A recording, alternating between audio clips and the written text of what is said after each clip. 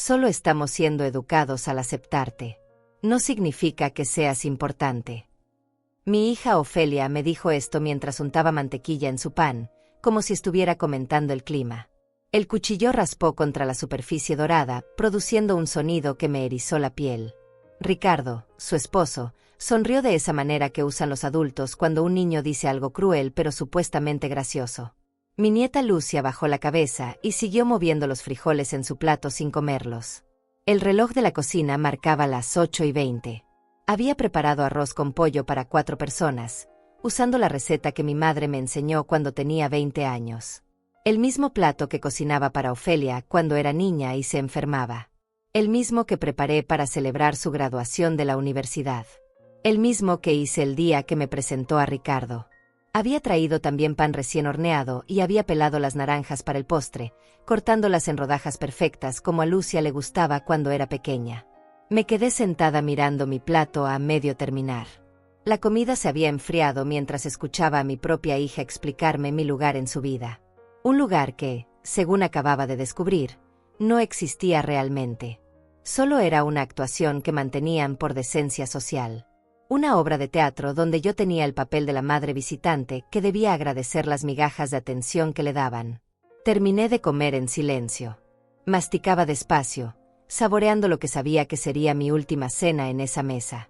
Observé cada detalle, las flores amarillas que había traído esa tarde y que nadie había notado. Los platos que les regalé el año pasado para Navidad.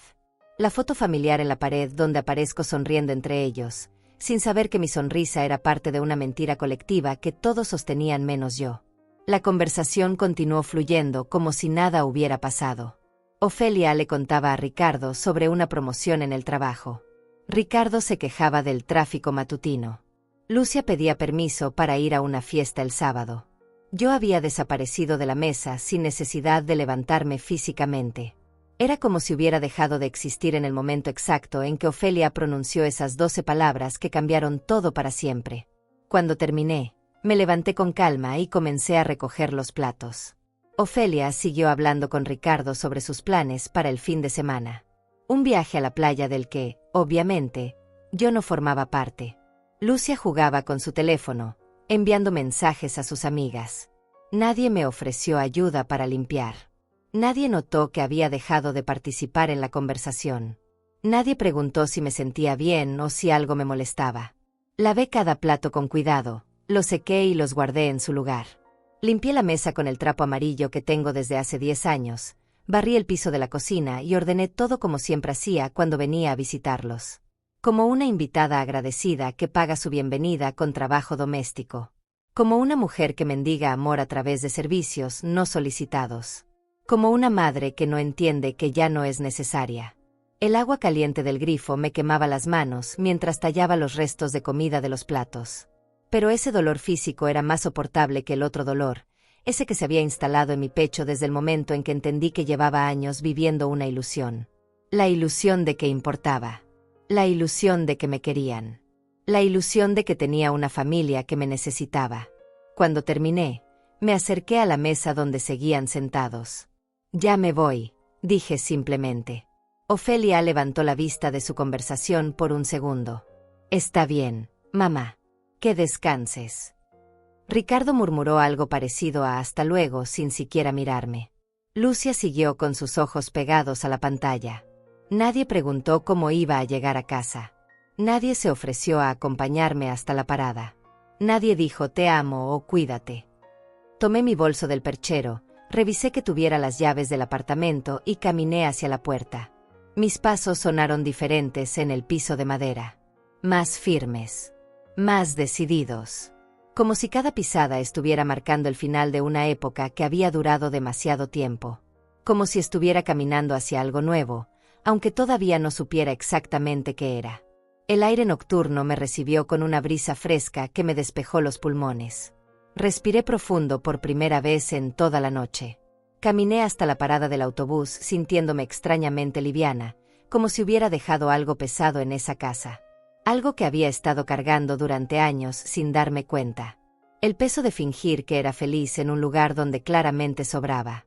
En el autobús, mientras veía las luces de la ciudad pasar por la ventana, una idea clara comenzó a formarse en mi mente. Tengo 69 años. Tengo una pequeña casa en las afueras que heredé de mis padres y que alquilo desde hace 5 años. Tengo ahorros que he guardado centavo por centavo trabajando en la fábrica textil durante 4 décadas. Tengo una pensión modesta pero suficiente para vivir con dignidad. Y por primera vez en 3 años, no tengo que fingir que soy feliz siendo la abuela tolerada de una familia que me considera un favor de caridad que hacen. No tengo que agradecer las invitaciones de último momento. No tengo que sonreír cuando me hablan como si fuera una niña. No tengo que aceptar que mi presencia sea solo un acto de cortesía social. Mi nombre es Silvia Salazar, y esta noche dejé de mendigar amor donde claramente no existe. Esta noche decidí que si soy una molestia, entonces es hora de dejar de molestar.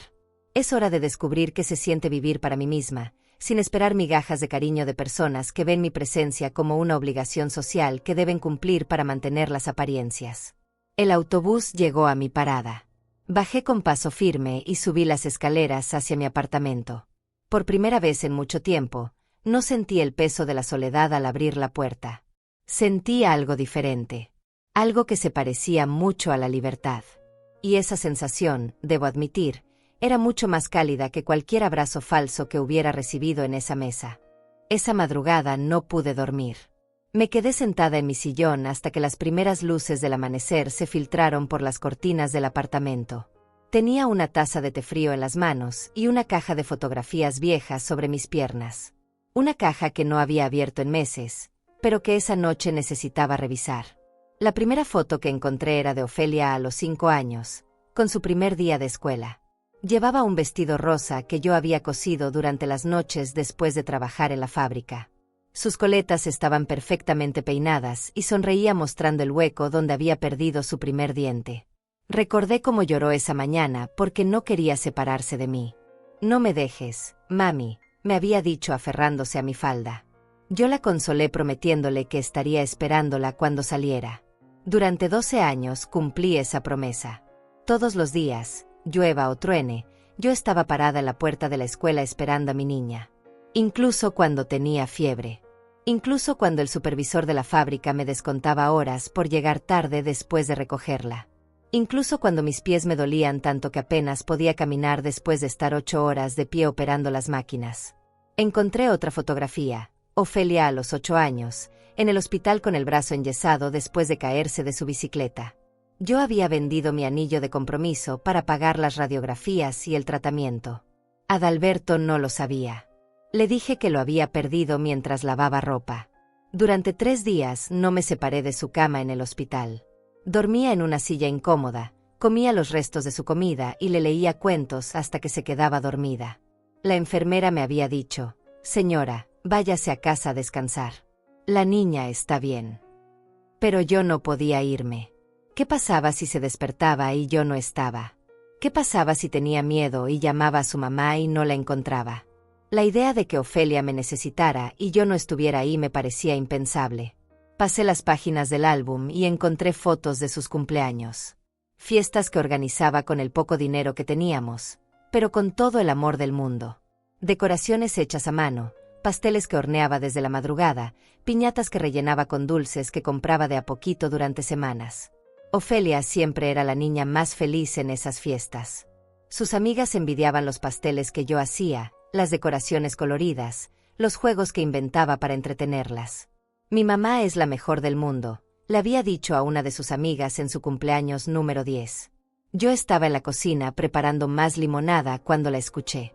Me quedé parada detrás de la puerta, sonriendo como una tonta, sintiendo que todos mis sacrificios valían la pena solo por escuchar esas 6 palabras. Había una foto de su graduación de secundaria. Yo estaba sentada en primera fila, con mi mejor vestido y zapatos que me apretaban terriblemente pero que me hacían ver elegante. Había ahorrado durante 6 meses para comprarle el anillo de graduación que ella quería. Un anillo dorado con una piedrita azul que costaba el equivalente a mi sueldo de un mes completo. Pero ver su cara de felicidad cuando se lo entregué no tenía precio. Después vinieron las fotos de la universidad. Yo trabajaba doble turno los fines de semana para pagar sus estudios. Llegaba a casa tan cansada que a veces me quedaba dormida en el sillón sin siquiera cenar. Pero cuando Ofelia me llamaba por teléfono para contarme sobre sus clases, sobre sus nuevos amigos, sobre sus sueños de ser contadora, yo encontraba energía de no sé dónde para escucharla durante horas. Mami, cuando me gradúe y consiga un buen trabajo, te voy a comprar una casa grande, me decía. Va a tener un jardín enorme donde puedas plantar todas las flores que quieras. Y una cocina moderna donde puedas hacer todos tus postres. Y cuando seas viejita, yo te voy a cuidar como tú me cuidas a mí. Esas promesas me daban fuerzas para levantarme cada mañana a las 5, para trabajar hasta que me dolieran las manos, para sonreír cuando el dinero no alcanzaba para todo lo que necesitábamos. Vivía para el futuro que Ofelia me describía. Un futuro donde mis sacrificios tendrían sentido. Un futuro donde seríamos una familia unida para siempre.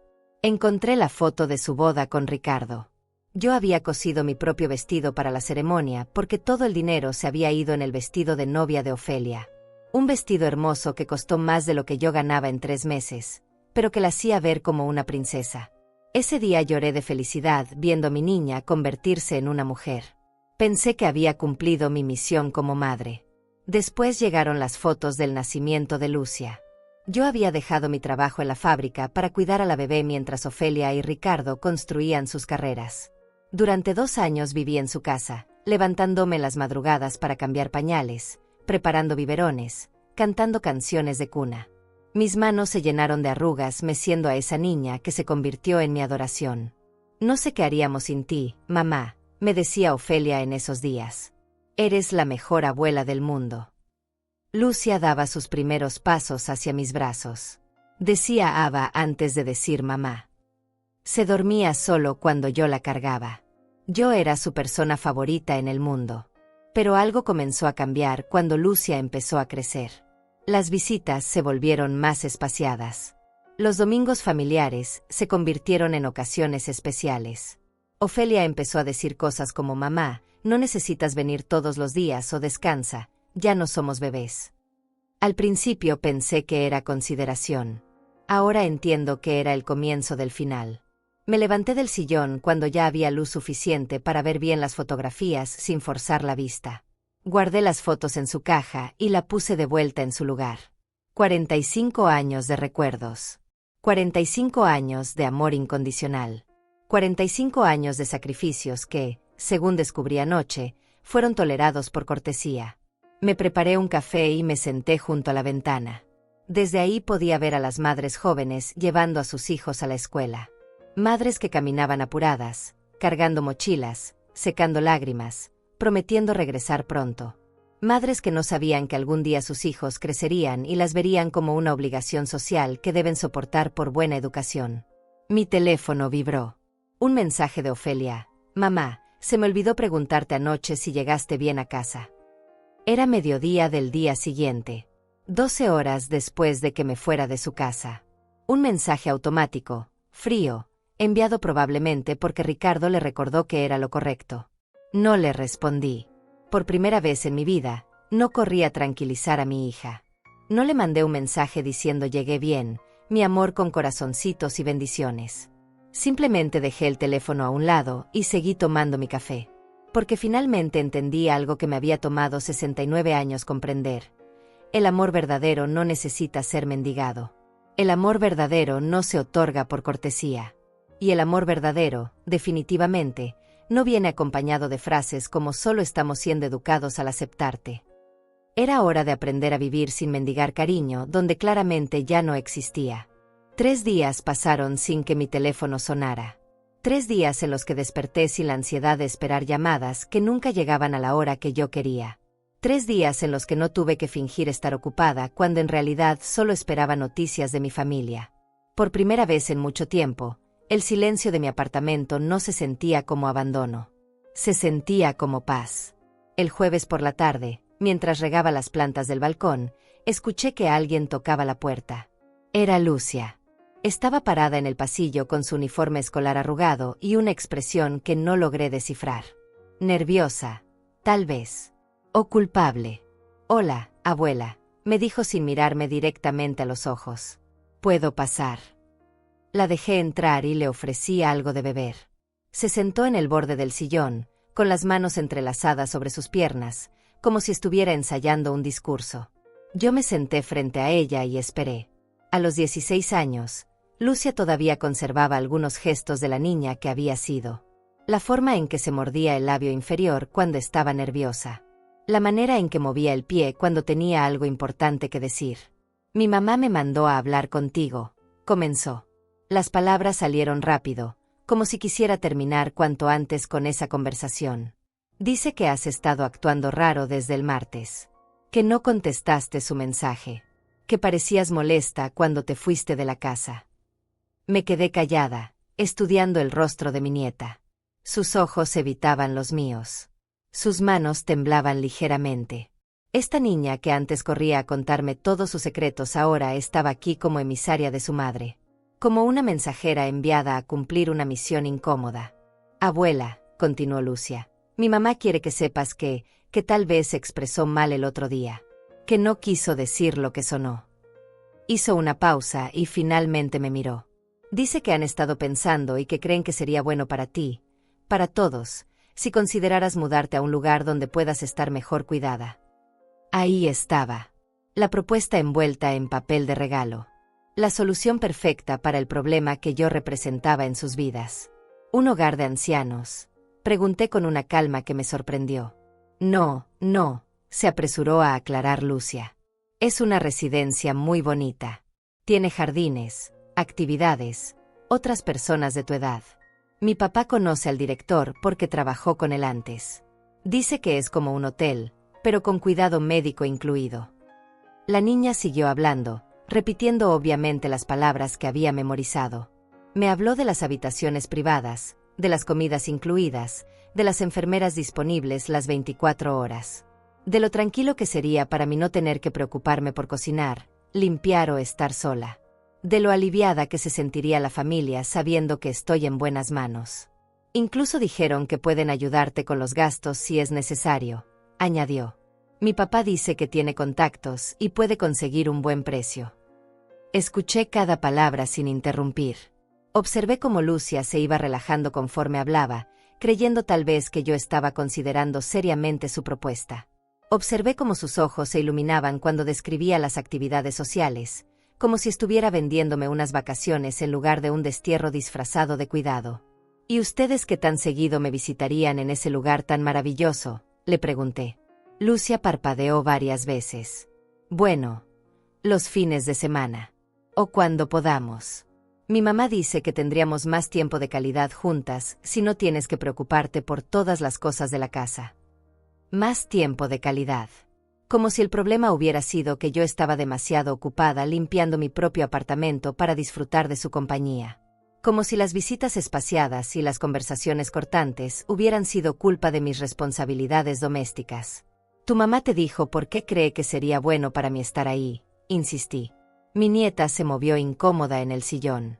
Dice que a tu edad es peligroso vivir sola. Que si te pasa algo, nadie se va a dar cuenta. Que te ves cansada y que sería mejor si tuvieras ayuda profesional. Mentiras envueltas en preocupación falsa. Yo tenía 69 años, no 90. Subía escaleras sin problemas, cocinaba todos los días, manejaba mis medicamentos, pagaba mis cuentas a tiempo. No necesitaba ayuda profesional. Necesitaba una familia que no me viera como una carga. ¿Y qué opinas tú, Lucia? ¿Crees que debería irme a vivir a ese lugar? La pregunta la tomó por sorpresa. Por primera vez en toda la conversación, vi a la niña real detrás del discurso ensayado. Sus ojos se llenaron de lágrimas que trató de contener. No sé, abuela, susurró. Solo quiero que seas feliz. Pero yo sabía que no era verdad. O al menos, no era toda la verdad. Lucia quería que yo fuera feliz, pero también quería que sus padres estuvieran tranquilos. Quería que las cenas familiares fueran más fáciles, sin la tensión de tener que incluirme en conversaciones que claramente no me concernían. Quería que los domingos fueran solo para ellos tres, sin la obligación de invitar a la abuela por cortesía. Voy a pensarlo, le dije finalmente. El alivio fue inmediato en su rostro. Se paró del sillón como si hubiera completado exitosamente una misión difícil. Me dio un abrazo rápido, de esos que das cuando tienes prisa, y se dirigió hacia la puerta. Mi mamá dice que no hay prisa, añadió antes de irse. Pero que sería bueno que lo decidieras pronto para poder hacer los trámites con calma. Cuando se fue, me quedé sentada en el mismo lugar durante una hora entera. Repasé cada palabra de la conversación, cada gesto, cada pausa. La propuesta estaba clara: desaparecerme de sus vidas de una manera socialmente aceptable. Un hogar de ancianos donde podrían visitarme cuando tuvieran tiempo y ganas, donde podrían controlar cuándo y cómo interactuar conmigo. El plan era perfecto. Yo saldría de su día a día, pero ellos mantendrían la imagen de hijos responsables que cuidan a su madre anciana. Podrían decirle a sus amigos y colegas que me habían conseguido un lugar maravilloso donde estoy bien atendida. Podrían dormir tranquilos sabiendo que cumplieron con su deber filial sin tener que lidiar conmigo en su cotidianidad. Esa noche llamó Ofelia. Su voz sonaba dulce, preocupada, como la de la hija amorosa que solía ser. Mami, Lucia me contó que hablaron. ¿Qué te pareció la idea? Interesante, respondí. ¿Verdad que sí? Ricardo y yo hemos estado investigando y realmente parece un lugar increíble. Tienen un programa de actividades todos los días. Gimnasia, manualidades, excursiones. Vas a hacer muchas amigas nuevas. Nuevas amigas. Como si el problema fuera que yo no tenía suficiente vida social.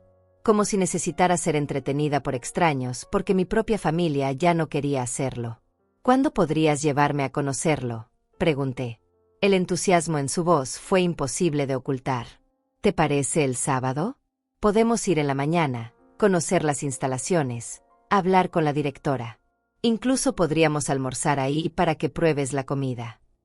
Todo estaba planeado. Todo estaba organizado.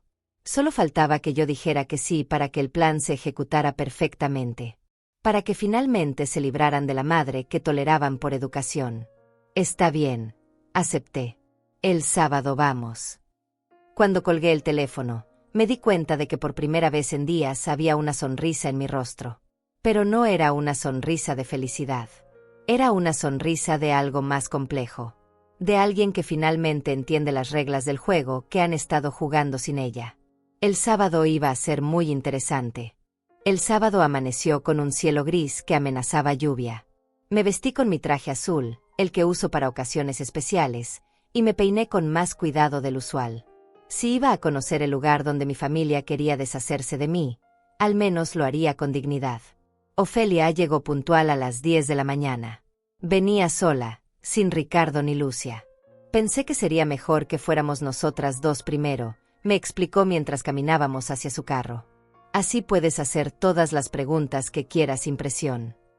Durante el viaje, me habló del lugar como si fuera unas vacaciones de lujo.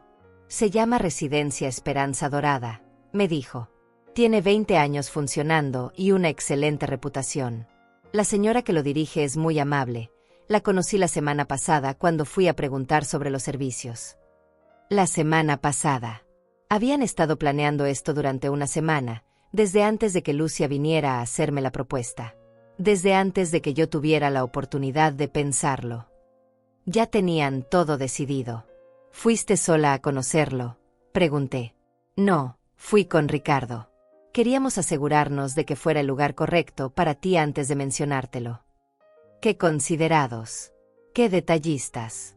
Habían hecho toda la investigación. Habían visitado las instalaciones, habían hablado con la directora, habían checado precios y servicios. Todo sin consultarme. Todo asumiendo que yo accedería a su plan sin cuestionar nada. El lugar estaba ubicado en las afueras de la ciudad, rodeado de jardines bien cuidados y con una fachada que efectivamente parecía la de un hotel elegante. Había ancianos sentados en bancas bajo los árboles, algunos en sillas de ruedas, otros caminando despacio por los senderos de piedra. Todos se veían limpios, bien vestidos, atendidos. Y todos se veían solos. Nos recibió la directora, una mujer de unos 50 años con sonrisa profesional y voz dulce. Señora Salazar, qué gusto conocerla. Su hija me ha contado tanto sobre usted. Me estrechó la mano con firmeza y me guió hacia su oficina. La oficina estaba decorada con fotografías de residentes en diferentes actividades. Ancianos pintando, ancianos bailando, ancianos celebrando cumpleaños con pasteles pequeños y sombreros de papel. Todos sonriendo para la cámara, todos participando en la diversión organizada que les ofrecían a cambio de su independencia. Nuestra filosofía, comenzó la directora, es proporcionar no solo cuidado médico, sino también estimulación social y emocional. Aquí nadie se siente solo o abandonado. Abandonado. La palabra flotó en el aire como una confesión involuntaria. Como si el abandono fuera tan común en estos lugares que tenían que mencionarlo específicamente en su discurso de ventas. Nos mostró las habitaciones. Eran pequeñas pero cómodas, con baño privado y espacio para algunos muebles personales. Por supuesto, usted puede traer sus cosas más importantes, me explicó. Fotos familiares, algunas decoraciones, la ropa que prefiera. Algunas cosas. De una vida entera de posesiones, memorias y recuerdos, podría traer algunas cosas. El resto se quedaría atrás, se vendería o se regalaría. Como si 70 años de existencia pudieran condensarse en una habitación de 3 por 4 metros. Visitamos el comedor, donde los residentes almorzaban en silencio o en conversaciones susurradas. Las mesas estaban perfectamente puestas, la comida se veía nutritiva y balanceada. Todo estaba diseñado para la eficiencia, para mantener a los ancianos alimentados, limpios y entretenidos. Pero no había risas espontáneas. No había conversaciones animadas. No había vida real. ¿Cuál es el horario de visitas?, pregunté. Muy flexible, respondió la directora. De 8 de la mañana a 8 de la noche. Los familiares pueden venir cuando gusten. Ofelia asintió con entusiasmo. Eso es perfecto, mami. Podríamos venir todos los domingos después de misa. Y Lucia podría visitarte después de clases cuando no tenga mucha tarea. Todos los domingos. Tal vez. Cuando no tuvieran otros planes. Cuando el clima fuera bueno. Cuando no hubiera partidos importantes en la televisión o invitaciones a almorzar con amigos. Las visitas se convertirían en otra obligación en sus calendarios ocupados. Nos enseñaron la sala de actividades, donde una mujer joven dirigía una clase de manualidades. Los ancianos hacían tarjetas de felicitación con papel de colores y marcadores. Trabajos simples, diseñados para mantener sus manos ocupadas y sus mentes distraídas. Como niños grandes que necesitaban entretenimiento constante. ¿Y si alguien prefiere no participar en las actividades?, pregunté. La sonrisa de la directora vaciló por un segundo. Bueno, tratamos de animar a todos a participar. Es importante mantener la mente activa y socializar con otros residentes. Pero si alguien insiste en quedarse en su habitación, no los obligamos. No los obligamos. Pero tampoco los dejamos vivir como quieren. Los convencen, los persuaden, los manipulan sutilmente para que participen en la vida comunitaria organizada. Para que sean ancianos modelo que siguen el programa establecido. Al final del recorrido, nos sentamos en una sala privada para discutir los detalles prácticos. Costos, servicios incluidos, qué medicamentos podían administrar, qué hacer en caso de emergencias médicas. Ofelia tomaba notas en un cuaderno pequeño, como si estuviera planificando unas vacaciones. ¿Cuándo podría mudarse la señora Salazar si decide quedarse con nosotros?, preguntó la directora. ¿Qué tan pronto sería posible?, respondió Ofelia antes de que yo pudiera abrir la boca. Tenemos una habitación disponible ahora mismo. Si firman el contrato esta semana, podría mudarse el próximo fin de semana. Todo estaba perfectamente sincronizado. La habitación disponible, los papeles listos, el cronograma planeado. Solo faltaba mi firma para completar la transacción.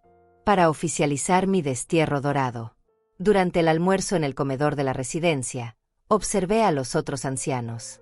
Comían en silencio, algunos con ayuda de las enfermeras, otros solos pero sin ganas aparentes de conversar. Una señora a la mesa de al lado miraba constantemente hacia la entrada, como si esperara que alguien llegara a visitarla. Nadie llegó. ¿Qué te parece, mami?, me preguntó Ofelia mientras cortaba su pollo. ¿No te parece un lugar hermoso? Muy organizado, respondí. Y las enfermeras se ven muy profesionales. La directora me explicó que tienen médico las 24 horas y una farmacia dentro de las instalaciones. No te tendrías que preocupar por nada. No me tendría que preocupar por nada porque no tendría control sobre nada. No podría decidir qué comer, a qué hora levantarme, cómo pasar mis días. Todo estaría decidido por otras personas que sabían lo que era mejor para mí. ¿Cuándo necesitas que te dé una respuesta?, pregunté. No hay prisa, me aseguró, aunque sus ojos decían lo contrario. Pero la directora mencionó que las habitaciones se ocupan rápido, especialmente las que tienen buena vista al jardín como la que nos enseñaron. La presión sutil. La urgencia disfrazada de oportunidad. Si no decidía pronto, perdería la habitación bonita. Si esperaba demasiado, tal vez no habría espacio disponible. Tenía que decidir ahora, mientras la oferta estaba sobre la mesa. Cuando regresamos a mi apartamento, Ofelia se quedó un rato tomando té conmigo. Parecía más relajada, más cariñosa que en semanas. Como si el simple hecho de haber visitado la residencia ya hubiera aliviado su conciencia. Creo que papá estaría orgulloso de saber que estás en un lugar tan bonito, me dijo.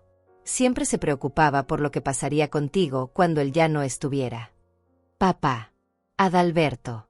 Mi esposo, que murió creyendo que nuestra hija me cuidaría como yo la había cuidado a ella. Que murió confiando en que el amor que habíamos sembrado regresaría multiplicado cuando yo lo necesitara. Voy a pensarlo durante la semana, le dije. Perfecto, sonrió. Y cualquier duda que tengas, me llamas. También podemos volver a visitarlo si quieres ver algo más específico. Cuando se fue, me quedé sentada en mi sillón mirando por la ventana. El cielo había despejado y el sol de la tarde iluminaba el parque donde solía jugar con Lucia cuando era pequeña. Un parque que no volvería a ver si me mudaba a la residencia Esperanza Dorada. Esa noche, mientras me preparaba para dormir, tomé una decisión. Iba a darle a mi familia exactamente lo que querían, pero no de la manera que esperaban. Era hora de que Silvia Salazar dejara de ser la víctima silenciosa y se convirtiera en alguien que tomaba sus propias decisiones. El lunes por la mañana, mientras tomaba mi café junto a la ventana, escuché que alguien tocaba la puerta con suavidad. Eran apenas las 8:30, muy temprano para una visita. Cuando abrí, me encontré con Alma Cordero, mi antigua vecina de cuando vivía con Adalberto en la casa del barrio San Miguel. Alma tenía 72 años y hacía tiempo que no la veía. Se había mudado a vivir con su hijo después de que su esposo muriera, pero ocasionalmente nos encontrábamos en el mercado central. Estaba parada en mi puerta con una expresión seria que no le conocía. Silvia, ¿puedo pasar? Necesito hablar contigo sobre algo importante. La hice seguir y le preparé café. Alma se sentó en el borde del sillón, nerviosa, con las manos entrelazadas sobre su bolso negro. Había algo en sus ojos que me inquietó. Una mezcla de preocupación y determinación que no había visto antes. ¿Cómo está tu hijo?, le pregunté para romper el silencio. Bien, Silvia. Pero no vine a hablar de eso. Respiró profundo antes de continuar. Vine porque ayer me encontré con Ricardo en el banco. Y escuché una conversación que no debería haber escuchado.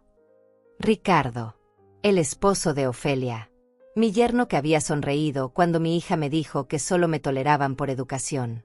¿Qué tipo de conversación?, pregunté, aunque una parte de mí ya sospechaba que no quería saber la respuesta. Alma abrió su bolso y sacó un sobremanila. Estaba haciendo fila para depositar mi pensión cuando lo vi hablando con el gerente. Hablaban en voz baja, pero yo estaba justo detrás de él. Silvia, estaban hablando de ti, de tus cuentas, de tus propiedades, de tu dinero. El sobre contenía papeles que Alma había sacado de su propio archivo personal. Durante los años que fuimos vecinas, nuestros esposos habían hecho algunos negocios juntos. Adalberto le había ayudado a Alma con trámites legales cuando su esposo enfermó, y ella había guardado copias de algunos documentos relacionados con nuestras propiedades. Mira esto, me dijo, mostrándome una escritura vieja. Cuando vendiste la casa del barrio San Miguel después de que murió Adalberto, sabías exactamente cuánto dinero depositaron en tu cuenta. Recordé esa venta. Había sido Ofelia quien se encargó de todos los trámites porque yo estaba demasiado abrumada por el duelo. Ella había dicho que el comprador había pagado menos de lo esperado debido a algunas reparaciones necesarias que habían bajado el valor de la propiedad. 200,000 pesos, respondí. Ofelia me dijo que era un buen precio considerando el estado de la casa. Alma negó con la cabeza lentamente. Silvia, esta escritura que conseguí en el registro público muestra que la casa se vendió por 350,000 pesos. 150,000 pesos más de lo que te dijeron. El número flotó en el aire como una bofetada invisible. 150,000 pesos. Una cantidad que habría cambiado completamente mi situación económica. Una cantidad que me habría dado independencia real, la posibilidad de mantener mi casa, de no depender de nadie. Tiene que ser un error, murmuré, aunque en el fondo sabía que no lo era. Hay más, continuó Alma. Ayer, cuando Ricardo hablaba con el gerente, mencionó algo sobre acelerar el proceso de la residencia y sobre transferir los activos restantes una vez que esté internada. Silvia, están esperando a que te mudes a ese hogar para tomar control total de tu dinero. Las piezas comenzaron a encajar en mi mente como un rompecabezas macabro. La visita súbita de Lucia con la propuesta del hogar. La rapidez con que Ofelia había organizado la visita. La urgencia disfrazada para que tomara una decisión pronto. No era por mi bienestar. Era por mi dinero. ¿Cómo puedes estar segura de lo que escuchaste? Alma se acercó más a mí, porque grabé parte de la conversación con mi teléfono. Sacó su celular del bolso. Mi nieto me enseñó a usar esta función cuando sospechaba que el plomero me estaba estafando. Ayer, cuando escuché tu nombre, activé la grabación. Reprodujo el audio. La calidad no era perfecta, pero se podían distinguir claramente las voces de Ricardo y el gerente del banco hablando sobre los trámites de tutela, sobre asegurar el patrimonio y sobre la madre que ya está mayor y necesita cuidado especializado. Una vez que esté en la residencia, decía la voz de Ricardo, será más fácil justificar que necesita que alguien maneje sus finanzas. El médico de allí puede certificar que ya no está en condiciones de tomar decisiones importantes. Mi propia familia había planeado declararme incapaz mentalmente para robarme lo que quedaba de mis ahorros. El hogar de ancianos no era para cuidarme. Era para aislarme, para tener testigos médicos que certificaran que ya no podía manejar mi propia vida. ¿Por qué me cuentas esto?, le pregunté a Alma. ¿Por qué te arriesgas a meterte en problemas familiares ajenos? Los ojos de Alma se llenaron de lágrimas. Porque tú fuiste la única persona que me ayudó cuando mi esposo estaba muriendo. Cuando los médicos nos daban vueltas y no sabíamos qué trámites hacer, tú dejaste tu trabajo para acompañarme al hospital. Cuando no tenía dinero para los medicamentos, tú me prestaste sin pedirme explicaciones. Cuando me sentía sola y asustada, tú te quedabas conmigo hasta que llegaba mi hijo. Recordé esos días. Don Carlos, el esposo de Alma, había luchado contra el cáncer durante 8 meses. Yo había estado ahí porque era lo correcto. Porque las vecinas se ayudan. Porque nadie debería enfrentar la muerte de un ser querido completamente sola. Nunca pude pagarte lo que hiciste por mí, continuó Alma. Pero cuando escuché ayer lo que están planeando hacerte, supe que esta era mi oportunidad de devolverte aunque sea una pequeña parte de tu bondad. Me mostró más documentos que había conseguido. Una copia del contrato de la residencia que Ofelia había firmado como familiar responsable. Una solicitud de poder legal que ya estaba en proceso. Una evaluación médica programada para la semana siguiente que determinaría mi capacidad cognitiva. Todo estaba perfectamente orquestado. Una vez que estuviera viviendo en la residencia, un médico que ellos habían elegido me evaluaría y declararía que necesitaba supervisión para manejar mis finanzas. Ofelia y Ricardo tendrían acceso legal a mis cuentas bancarias, a mis propiedades, a todo lo que había ahorrado durante una vida de trabajo. ¿Qué puedo hacer?, pregunté. Si ya firmaron contratos, si ya iniciaron los trámites legales. Todavía no has firmado nada, me recordó Alma. Y mientras tengas todas tus facultades mentales, que las tienes, puedes tomar tus propias decisiones sobre tu dinero y tu vida. Esa tarde, después de que Alma se fuera, me quedé sentada en mi sillón repasando todo lo que había descubierto. No era solo que mi familia me viera como una carga. Era que me veían como una carga con dinero que podían heredar prematuramente si lograban convencerme de que ya no podía cuidar de mí misma. Los sacrificios que había hecho durante 40 años para darle todo a Ofelia habían creado un monstruo. Una mujer que ahora veía a su propia madre como un obstáculo entre ella y una herencia que creía merecer. Esa noche llamé al banco para revisar mis cuentas por teléfono. Tenía más dinero del que recordaba. Los 200,000 de la venta de la casa, más mis ahorros de la fábrica, más la pensión que había estado acumulando durante 3 años. Suficiente para vivir independientemente durante muchos años. Suficiente para ser libre. También tenía la pequeña casa en las afueras que había heredado de mis padres y que alquilaba desde hacía 5 años. Una casa con jardín donde podría plantar flores, donde podría vivir en paz, donde nadie me toleraría por educación porque estaría sola por elección. Por primera vez en una semana, dormí profundamente. Porque por primera vez en mi vida, tenía toda la información necesaria para tomar decisiones que me beneficiaran a mí, no a personas que fingían amarme mientras planeaban robarme. Al día siguiente, mientras tomaba mi café matutino, sonó el teléfono. Era Ofelia. Hola, mami. ¿Ya pensaste en lo que hablamos del sábado? Sí, respondí con una calma que me sorprendió. Ya lo pensé muy bien. ¿Y qué decidiste? Decidí que tienes razón. Es hora de que haga algunos cambios importantes en mi vida. El alivio en su voz fue inmediato. Qué bueno, mami. ¿Quieres que vayamos mañana a firmar los papeles? Sí, dije. Mañana vamos a firmar algunos papeles muy importantes. Pero los papeles que yo tenía en mente no eran los que ella esperaba. Esa noche no dormí. Me quedé despierta organizando cada detalle de lo que tenía que hacer. En la mesa del comedor extendí todos los documentos que Alma me había traído, junto con mis propios papeles importantes que guardaba en una caja de metal bajo mi cama. Estados de cuenta del banco, escrituras, pólizas de seguro, testamento. Una vida entera de documentos que mi propia hija creía que pronto controlaría. A las 5 de la mañana, cuando el cielo empezaba a aclarar, comencé a hacer llamadas. La primera fue al banco. Buenos días. Habla Silvia Salazar. Necesito solicitar una cita urgente con el gerente para revisar mi cuenta y hacer algunos cambios importantes. La secretaria me ofreció una cita para la tarde siguiente, pero insistí en que fuera ese mismo día. Es un asunto familiar urgente, le expliqué.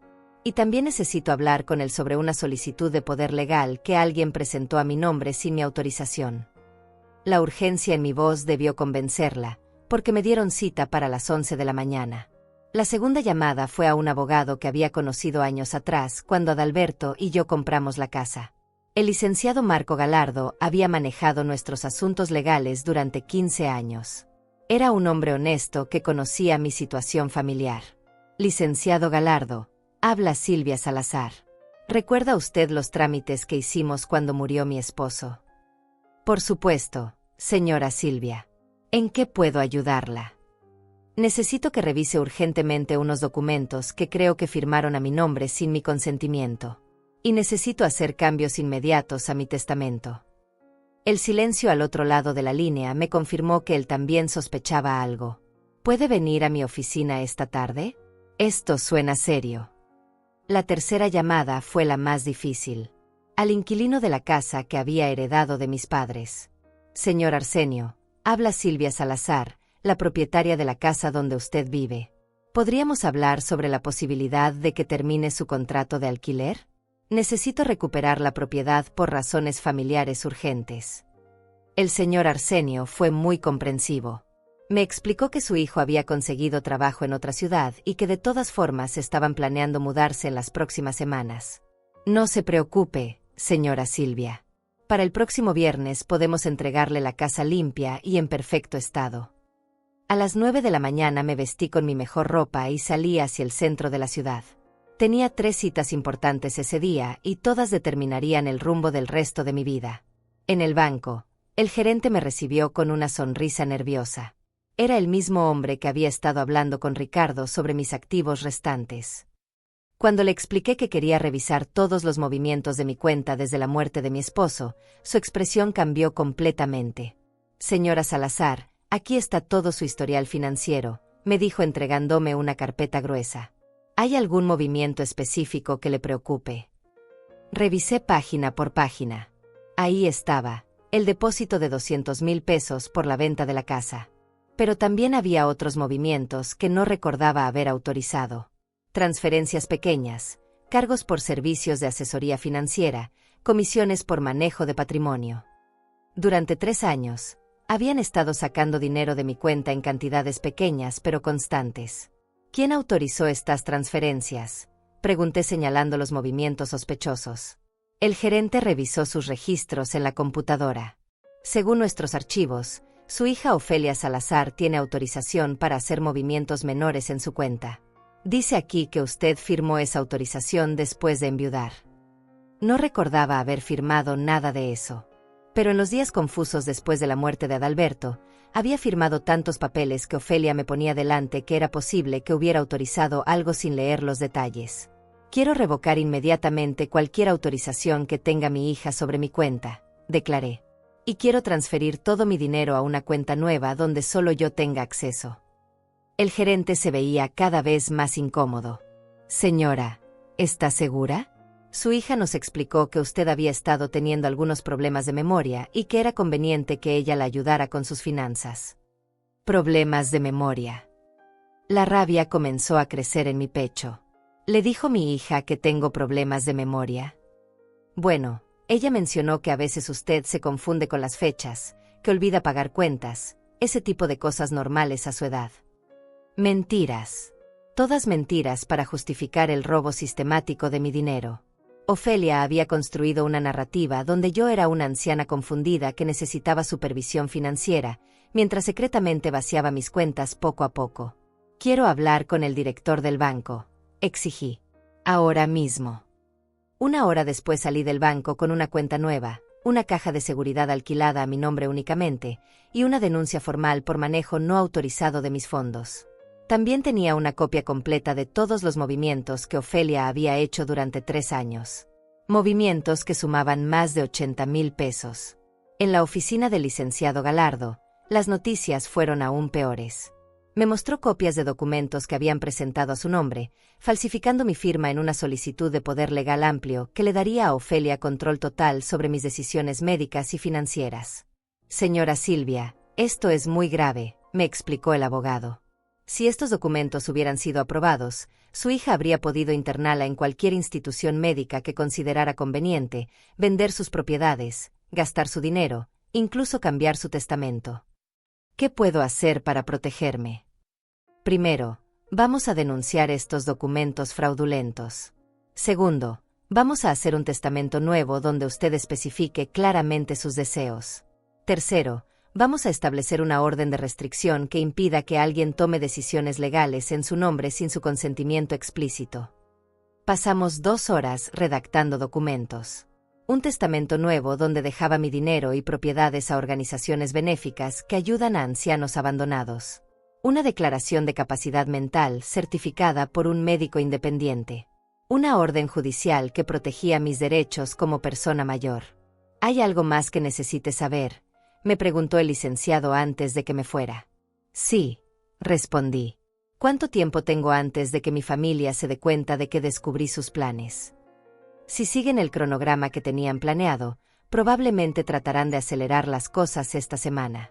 Es importante que usted tome control de la situación antes de que ellos lo intenten. Esa tarde, mientras regresaba a mi apartamento, me sentía diferente. Más fuerte. Más clara. Por primera vez en 3 años, tenía el control total de mi vida y mi dinero.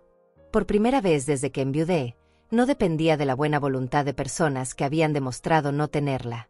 Cuando llegué a casa, encontré 3 mensajes perdidos de Ofelia preguntando dónde estaba, si me sentía bien, si había cambiado de opinión sobre la residencia. Su preocupación repentina me confirmó que algo los había alertado. Tal vez el gerente del banco les había contado sobre mi visita. Tal vez habían llamado al abogado y él les había mencionado mi consulta. No les respondí los mensajes. En cambio, me senté en mi cocina y comencé a escribir cartas. Cartas que entregaría al día siguiente. Cartas que cambiarían todo para siempre. La primera carta era para Ofelia. La segunda para Ricardo. La tercera para Lucia.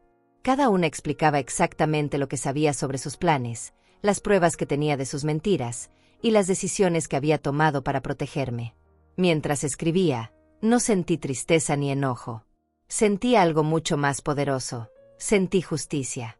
Por primera vez en mi vida, las personas que habían abusado de mi amor iban a enfrentar las consecuencias de sus acciones. Y yo, Silvia Salazar, de 69 años, iba a ser quien se las diera. El jueves por la mañana, mientras desayunaba tranquilamente en mi cocina, comencé a ejecutar mi plan. Había pasado la noche en vela ultimando cada detalle, cada movimiento que haría durante los próximos días. Era importante que todo sucediera en el orden correcto para que el impacto fuera máximo. La primera carta la envié por mensajería urgente a la oficina de Ricardo. Sabía que trabajaba en una empresa de contabilidad en el centro, donde sus colegas lo conocían como un hombre respetable y honesto. La carta llegó en un sobremanila grande, marcado como confidencial, asunto legal urgente. La segunda carta la entregué personalmente en la escuela de Lucia durante su hora de almuerzo.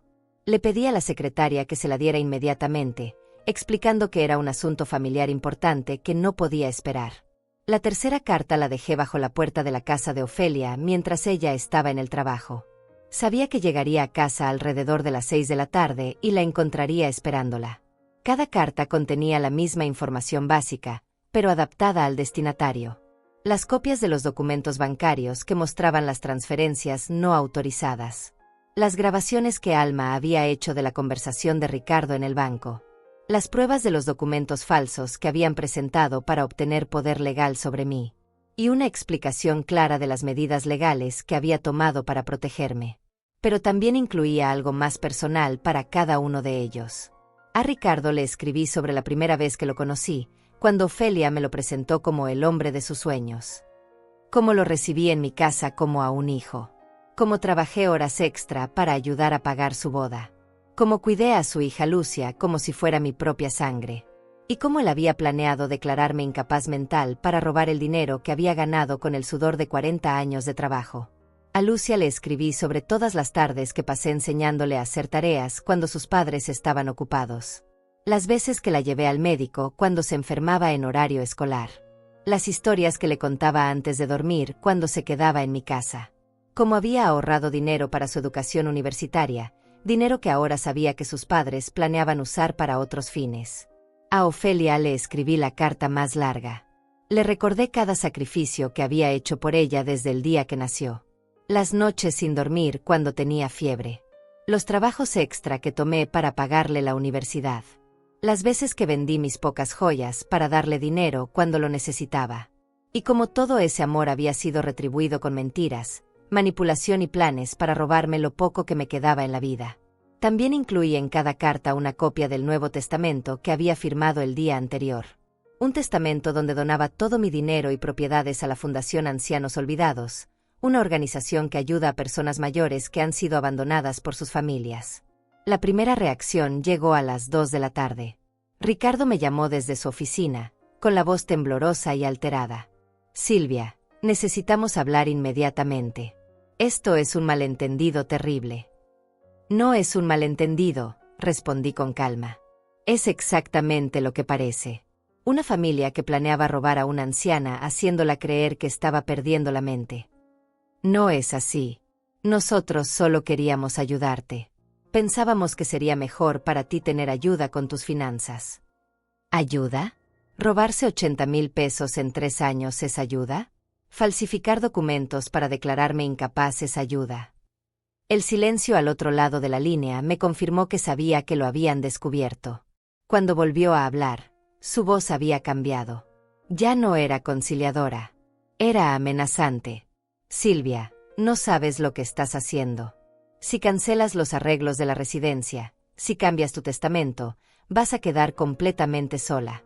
¿Quién te va a cuidar cuando realmente estés enferma?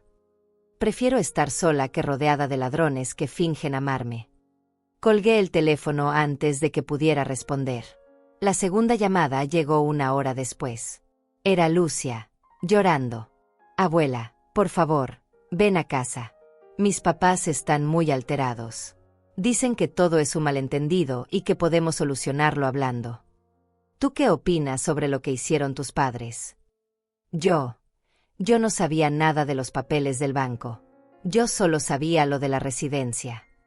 ¿Solo? ¿Te parece poco mentirme sobre mis capacidades mentales para convencerme de que me encerrara en un lugar donde no quiero estar? Pero abuela, ellos decían que era por tu bien.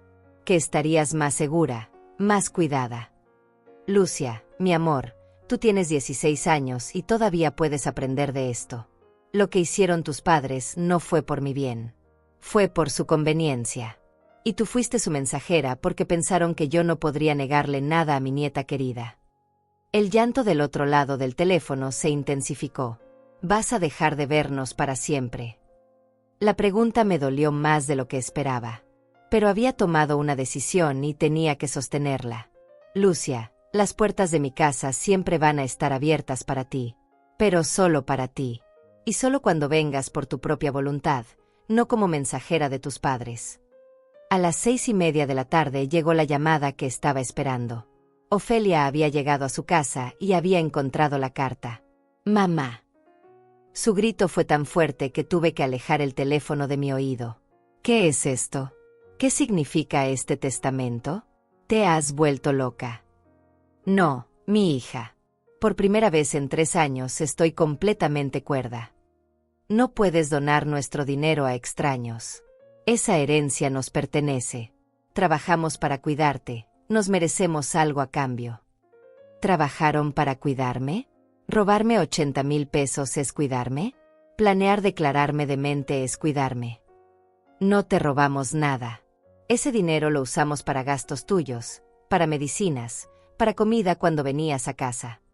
Ofelia, tengo las copias de todas las transferencias. Sé exactamente en qué gastaron mi dinero. Ropa para Lucia. Pagos de tarjetas de crédito. Un viaje a Cancún el año pasado. Nada relacionado conmigo. Tú eres nuestra responsabilidad. Tenemos derecho a usar ese dinero para mantener a la familia. Y ahí estaba. La verdad que finalmente salía sin disfraces. Yo era su responsabilidad, no su madre querida. Y mi dinero era de ellos por derecho, no mío por haberlo ganado con mi trabajo. Ya no soy responsabilidad de nadie, le dije. Y mi dinero es mío hasta el día que me muera. Después será de quien yo decida que lo merezca. Vamos a pelear esto legalmente. No puedes cambiar tu testamento cuando ya estás perdiendo la cabeza. Pueden intentarlo. Pero van a descubrir que tengo certificación médica de que estoy en plenas facultades mentales. Y van a tener que explicar en corte por qué falsificaron documentos y robaron dinero de una anciana. El silencio que siguió fue diferente. No era el silencio de quien busca argumentos. Era el silencio de quien finalmente entiende que perdió. «Mamá», dijo finalmente, con una voz que no había escuchado en años. Una voz que sonaba como la de la niña que solía ser. «No puede terminar así. Somos familia». «No, Ofelia. La familia no roba. La familia no miente. La familia no planea declarar demente a su madre para controlar su dinero. Ustedes dejaron de ser mi familia el día que decidieron que yo era solo una fuente de ingresos que había que manejar. ¿Y ahora qué? ¿Vas a vivir sola para siempre? ¿Vas a morir sola y amargada? Voy a vivir libre. Y si muero sola, al menos moriré con dignidad». Esa noche, después de desconectar el teléfono que no paraba de sonar, me senté en mi sillón con una taza de té y sentí algo que no había experimentado en años: paz completa. Por primera vez desde que enviudé, no tenía que pretender ser feliz con migajas de cariño. No tenía que agradecer mentiras disfrazadas de preocupación. No tenía que sonreír mientras me robaban lentamente todo lo que había trabajado para conseguir. Mañana comenzaría una vida nueva. Una vida donde Silvia Salazar sería dueña de sus propias decisiones. El viernes por la mañana desperté a las 6:30, 1 hora antes de lo usual. No había sido el despertador lo que me había levantado, sino los golpes insistentes en mi puerta. Cuando me asomé por la ventana, vi el auto de Ofelia estacionado frente al edificio. Ella y Ricardo estaban parados en la entrada, presionando el timbre repetidamente. No les abrí. Me vestí con calma, preparé mi café y me senté en la cocina a esperar. Sabía que eventualmente se irían porque Ricardo tenía que trabajar. Lo que no esperaba era que tuvieran llaves de emergencia que la administración del edificio les había dado cuando me mudé, por si algo me pasaba. Escuché cómo abrían la puerta principal del apartamento. «Mamá, sabemos que estás aquí». La voz de Ofelia resonó por todo el apartamento. «Tenemos que hablar». Aparecieron en la cocina como una tormenta. Ofelia con los ojos hinchados de llorar y Ricardo con una expresión que mezclaba desesperación y rabia controlada. Se sentaron frente a mí sin que los invitara. «Mamá, esto se está saliendo de control», comenzó Ofelia. «Ayer recibí una llamada del banco preguntándome sobre las transferencias. Me dijeron que habías presentado una denuncia formal. Así es. Pero eso nos puede meter en problemas legales serios. Ricardo podría perder su trabajo si esto llega a sus jefes. Debieron pensar en eso antes de falsificar documentos. Ricardo se inclinó hacia adelante, con las manos entrelazadas sobre la mesa. Silvia, seamos razonables. Podemos solucionar esto sin involucrar abogados ni bancos. Devolvemos el dinero, cancelas las denuncias, y seguimos adelante como familia. ¿Devolver qué dinero? ¿Los 80,000 pesos que robaron durante 3 años? ¿O también van a devolver los 150,000 que se quedaron de la venta de mi casa? El silencio que siguió me confirmó que sabían que lo sabía todo. Ricardo se pasó las manos por el cabello, claramente nervioso. Ofelia me miró con una expresión que no había visto nunca. Miedo real. ¿Cómo te enteraste de lo de la casa?, preguntó finalmente. No importa cómo. Importa que durante 3 años me han estado robando mientras yo creía que me ayudaban por amor.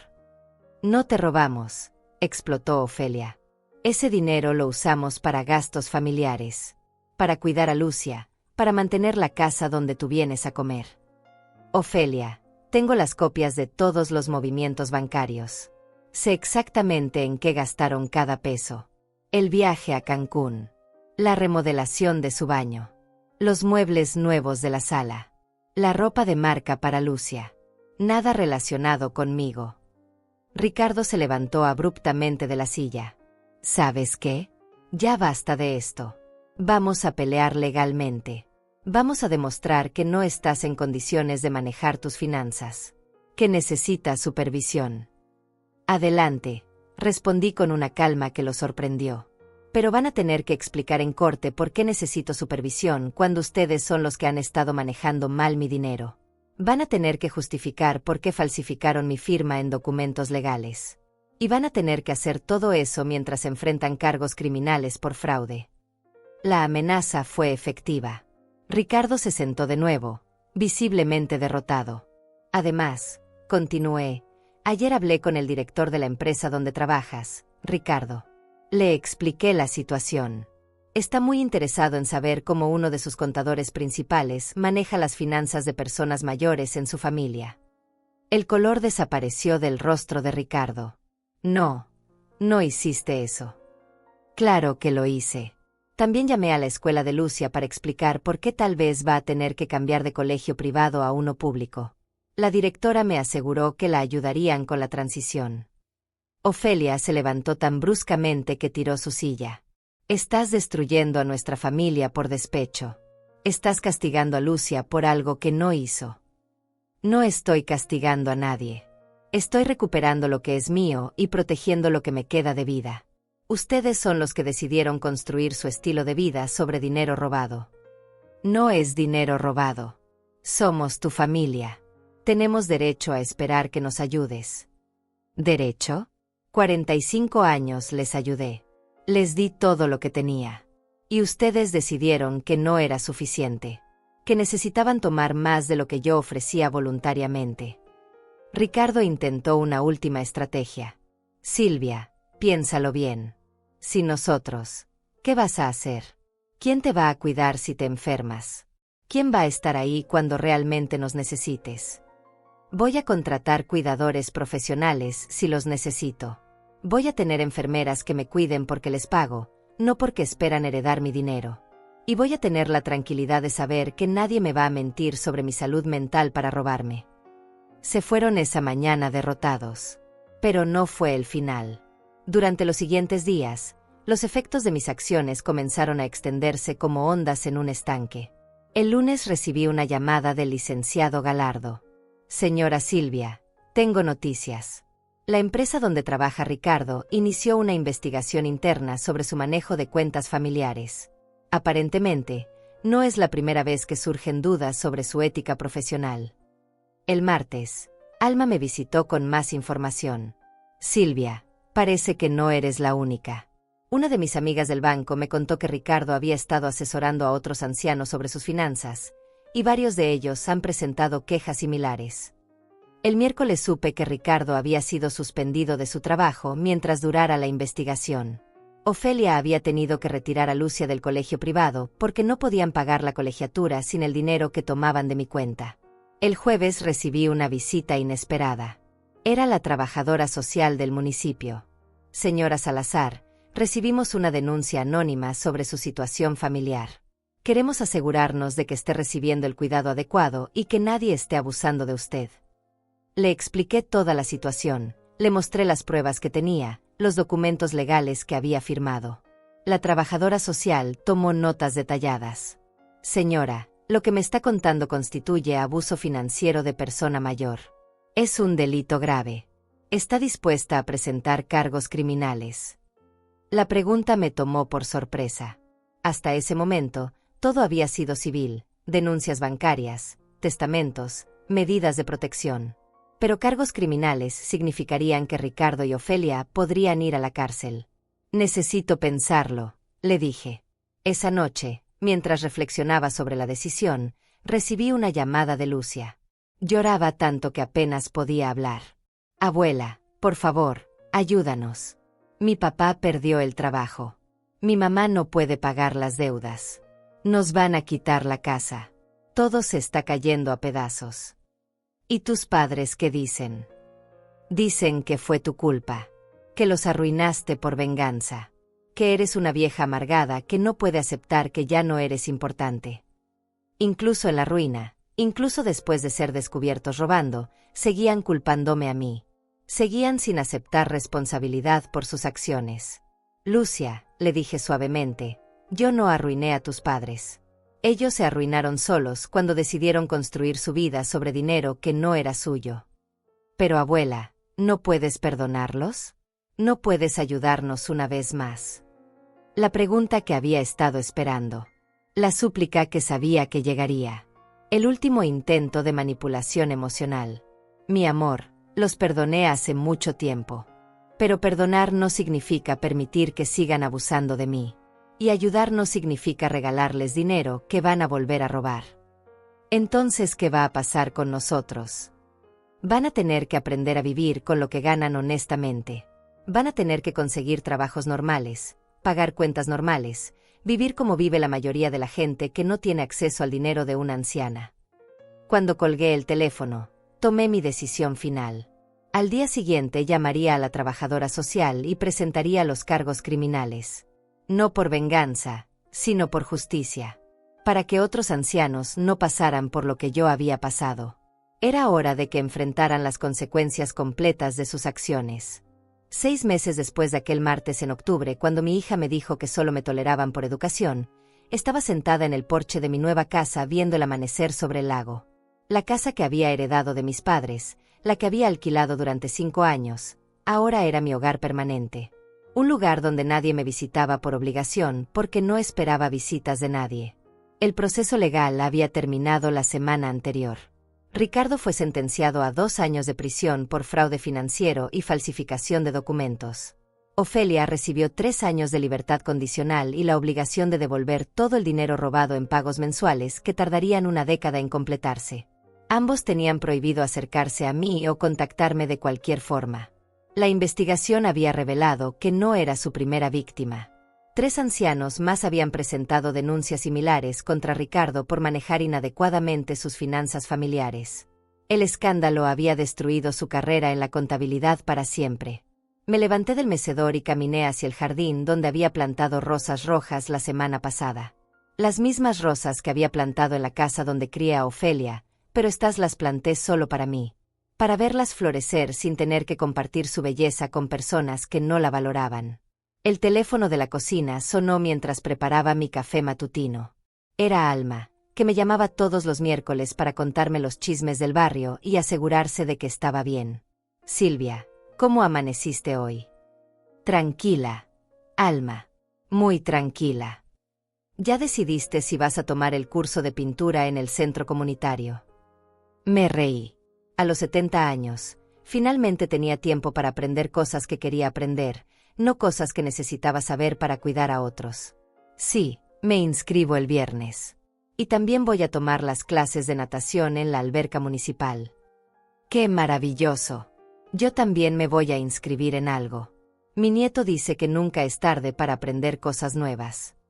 Después de colgar, me senté en la mesa de la cocina con mi café y mi cuaderno. Había empezado a escribir mis memorias, no para publicarlas, sino para ordenar mis pensamientos sobre los 70 años que llevaba viviendo.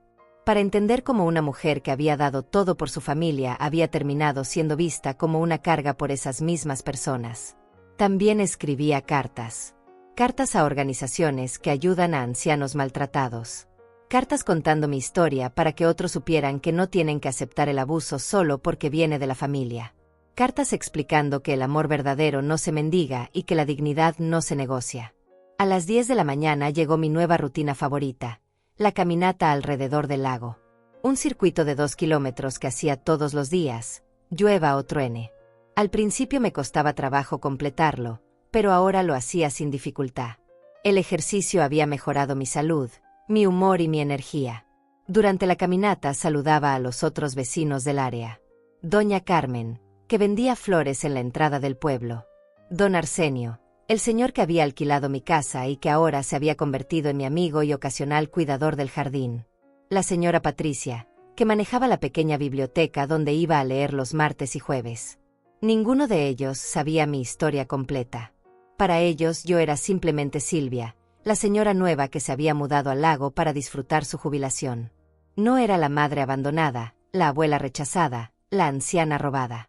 Era solo una mujer independiente que había decidido vivir sola porque prefería su propia compañía a la compañía falsa. Cuando regresé de la caminata, encontré una carta en mi buzón. Era de Lucia. La primera comunicación directa que recibía de mi familia en 6 meses. Querida abuela, comenzaba. Sé que mis padres me prohibieron escribirte, pero ya cumplo 17 años y puedo tomar mis propias decisiones. Quiero que sepas que he estado pensando mucho en todo lo que pasó. Continué leyendo con el corazón acelerado. Al principio estaba muy enojada contigo. Pensaba que había sido cruel y vengativa. Pero cuando empecé a trabajar medio tiempo para ayudar con los gastos de la casa, comencé a entender el valor real del dinero. Comencé a entender lo que significaba que durante años mis padres gastaran tu dinero como si fuera suyo. La carta continuaba durante 2 páginas. Lucia me contaba sobre su nuevo trabajo en una librería, sobre cómo había aprendido a valorar las cosas que se ganan con esfuerzo propio, sobre cómo había comenzado a cuestionar las versiones que sus padres le daban de lo que había pasado. No te pido que perdones a mis padres, escribía, pero sí te pido que me permitas verte de vez en cuando. Echo de menos nuestras conversaciones. Echo de menos a la abuela que me enseñó que las mujeres fuertes no se disculpan por ser fuertes. Terminé de leer la carta con lágrimas en los ojos. No de tristeza, sino de algo parecido a la esperanza. Tal vez no había perdido completamente a mi nieta. Tal vez ella podría aprender de los errores de sus padres y convertirse en la mujer que yo había esperado que fuera. Esa tarde, mientras regaba las plantas del jardín, tomé una decisión. Le respondería a Lucia. La invitaría a visitarme, pero con condiciones claras. Nada de mensajes de sus padres. Nada de intentos de reconciliación forzada. Solo una abuela y una nieta aprendiendo a conocerse de nuevo como personas independientes. Al atardecer, me senté en el porche con un vaso de limonada casera y mi teléfono. Había algo que quería hacer desde hacía semanas, pero que no me había atrevido a intentar. Marqué el número de la Fundación Ancianos Olvidados, la organización a la que había donado mi herencia en el Nuevo Testamento. Buenas tardes. Habla Silvia Salazar. Soy una de sus donantes. Quería preguntar si necesitan voluntarias para trabajar con ustedes. La mujer al otro lado del teléfono se escuchó emocionada. Por supuesto. Siempre necesitamos personas con experiencia de vida para ayudar a otros ancianos que están pasando por situaciones difíciles. Tengo experiencia en abandono familiar y abuso financiero, expliqué. Creo que podría ayudar a otras personas que están viviendo lo que yo viví. Programamos una cita para la siguiente semana. Por primera vez en mi vida, iba a usar mi dolor para ayudar a otros. Iba a convertir mi experiencia en sabiduría útil para personas que necesitaban saber que podían sobrevivir a la traición familiar. Esa noche, antes de acostarme, salí una vez más al porche para ver las estrellas reflejadas en el lago. El aire estaba fresco y limpio, sin el peso de las expectativas no cumplidas o el resentimiento acumulado. Pensé en Adalberto, mi esposo que había muerto creyendo que nuestra hija me cuidaría como nosotros la habíamos cuidado a ella. Pensé en la mujer que había sido durante 45 años, una madre que daba todo sin esperar nada a cambio. Pensé en la mujer que soy ahora, alguien que finalmente aprendió que el amor propio no es egoísmo. Soy Silvia Salazar, dije en voz alta al aire nocturno. Tengo 70 años. Vivo sola por elección. No tolero mentiras por cortesía. No acepto migajas de cariño de personas que no saben dar amor verdadero. Y por primera vez en mi vida, soy completamente libre.